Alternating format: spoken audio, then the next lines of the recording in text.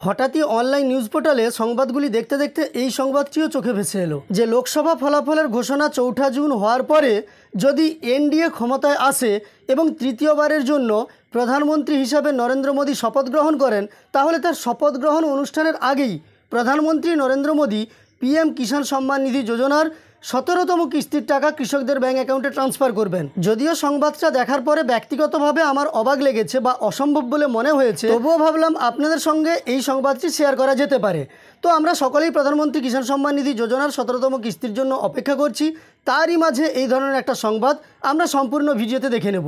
তো মূল পর্বে যাওয়ার আগে আপনাদের কাছে একটি ছোট্ট অনুরোধ করব, যারা এই চ্যানেলে নতুন এসেছেন অবশ্যই চ্যানেলটিকে সাবস্ক্রাইব করে পাশে থাকা নোটিফিকেশন বেল আইকনটা অল করবেন পরবর্তী ভিডিওর নোটিফিকেশন পেয়ে যাওয়ার জন্য। এই সংবাদটি যে আমি আগেকার আপনাদের দেখাচ্ছি তা নয়, আমি এখানে হেডলাইনটাও দেখিয়ে দিচ্ছি।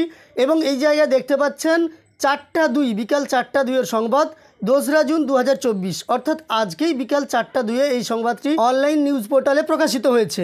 তো আমরা সম্পূর্ণ অংশটা এবার দেখব। দেখুন, এখানে লেখা আছে প্রধানমন্ত্রী কিষাণ সম্মান নিধি যোজনা। লোকসভা নির্বাচনের পরে অনুষ্ঠিত এক্সিট পোলগুলিতে ইতিমধ্যেই আভাস পাওয়া গেছে যে বিজেপি আবারও একক সংখ্যাগরিষ্ঠতায় কেন্দ্রীয় ক্ষমতা দখল করতে চলেছে। এই এক্সিট পোলের আমি ভিডিও দিয়েছি আজকেই কিছুক্ষণ আগে, আপনারা চাইলে এই ভিডিওটি দেখে নিতে পারেন। এক্সিট পোলের তথ্য অনুসারে ভারতের 543টি লোকসভা আসনের মধ্যে 355 থেকে 370টি আসনে জয়লাভ করতে চলেছে ভারতীয় জনতা পার্টি এবং তার অনুসারী দলগুলি। এবং এক্সিট পোল যে 100% সত্য হবে এমনটি কিন্তু নয়, বহু ক্ষেত্রে দেখা গেছে এক্সিট পোল ভুল বলে প্রমাণিত হয়েছে। তাই এবারেও যে এক্সিট পোল ঠিক হবে এমনটা নয়, তবে এক্সিট পোলে এই ধরনের সংখ্যাগুলো প্রায় দেখাচ্ছে, আপনারা চাইলে ভিডিওটি দেখে নিতে পারেন। অন্যদিকে বিরোধীদের ইন্ডিয়া জোট পাবে 125 থেকে 140টি আসন, অর্থাৎ তৃতীয় মেয়াদে খুব সহজেই কেন্দ্রে ক্ষমতা দখল করতে চলেছে বিজেপি। প্রধানমন্ত্রী মোদী আরও একবার শপথ গ্রহণ করবেন, এটা মোটামুটি নিশ্চিত বলা যেতে পারে। দেখুন, আমি কিন্তু প্রথম থেকে আপনাদের দেখিয়ে দিচ্ছি কোন সংবাদপত্রে প্রকাশিত হয়েছে, এর হেডলাইনটা কি। এখানে কিন্তু আপনারা রাজনৈতিক সম্পর্ক খুঁজবেন না, কেবলমাত্র এই ধরনের একটা সংবাদ দেখার পরে আপনাদের সঙ্গে শেয়ার করার জন্যই কিন্তু আমি ভিডিওটা দিচ্ছি। আপনারা এর সঙ্গে চ্যানেলের কোনো রাজনৈতিক সম্পর্ক খুঁজবেন না, চ্যানেলের সঙ্গে কোনো রাজনৈতিক সম্পর্ক নেই। বিজেপি ক্ষমতা দখল করার পরেই আরও একবার কৃষকদের উপহার দিতে চলেছেন প্রধানমন্ত্রী নরেন্দ্র মোদী। সরকার শপথ নেওয়ার আগে বা অবিলম্বে কৃষকদের কিষাণ সম্মান নিধি যোজনার 17তম কিস্তি দেওয়া হতে পারে বলে জানা গিয়েছে। এটাই দেখার পরে আমি আপনাদের সঙ্গে ভাগাভাগি বা শেয়ার করে নিতে চাইলাম। সুবিধাভোগী কৃষকরা প্রধানমন্ত্রী কিষাণ সম্মান নিধি যোজনার 17তম কিস্তির জন্য অপেক্ষা করছেন বহুদিন ধরে। লোকসভা নির্বাচনের ফল ঘোষণা হবে আগামী 4ঠা জুন।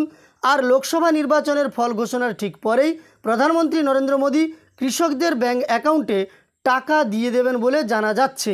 প্রধানমন্ত্রী কিষাণ সম্মান নিধি যোজনার 17তম কিস্তি জুনের প্রথম সপ্তাহে পাওয়া যেতে পারে, তবে সরকারের পক্ষ থেকে এখনও পর্যন্ত তারিখ চূড়ান্ত করা হয়নি। আমি কিন্তু এই সংবাদটার সম্পূর্ণ অংশটা রেখেছি আমার কাছে, আপনাদের আর সম্পূর্ণ অংশটা দেখাবো না, কারণ মেন যে অংশটা আমাদের দেখার কথা ছিল সেটা আমরা দেখে নিলাম যে পিএম কিষাণ সম্মান নিধি যোজনার 17তম কিস্তির টাকা নির্বাচনের ফলাফল ঘোষণা হওয়ার পরে শপথ নেওয়ার আগেই কিন্তু আপনাদের দিয়ে দেওয়া হতে পারে।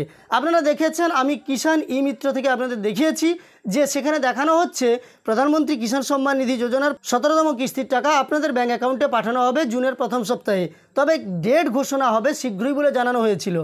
হয়তো সেই ধরনের একটা অংশকে নির্ভর করেই এই সংবাদ দেওয়া কিনা সেই সম্পর্কে আমি সঠিক জানাতে পারবো না।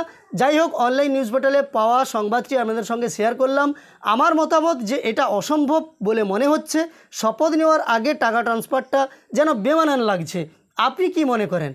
আপনি অবশ্যই জানাবেন। আগামী 4 তারিখ নির্বাচনের ফলাফল ঘোষণা হবে, তারপর আমরা নিশ্চিন্তে এই ব্যাপারে সমস্ত তথ্য জানতে পারবো। যাই হোক, ভিডিওটি শেষ পর্যন্ত দেখার জন্য আপনাদের ধন্যবাদ। ভালো লাগলে একটি লাইক করবেন, আর এই ধরনের আরও সংবাদ পাওয়ার জন্য চ্যানেলটিকে সাবস্ক্রাইব করে অবশ্যই সাথে থাকবেন।